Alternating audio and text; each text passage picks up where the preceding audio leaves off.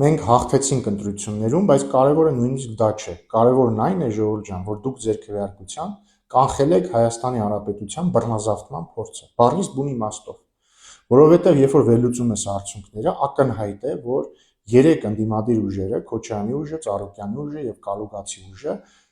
բաժանել են համատարած ընտրակաշառք։ Այո, իրավապահ մարմինները ինչքան կարողացել են այդ դեպքերը բացահայտել են, բայց ակնհայտ է, որ դեպքերի մի մեծ հատված էլ մնացել է չբացահայտված։ Եվ ակնհայտ է այս տասնյակ ձայնագրություններից, որտեղ մենք լսել եք բոլորը, երբ որ այս ուժերի տասովշիկները խոսում են ընտրակաշառք բաժանելու մասին, ակնհայտ է, որ մենք գործ չունենք ինչ որ անկախ դեպքերի հետ։ Գործ ունենք նպատակաուղղված,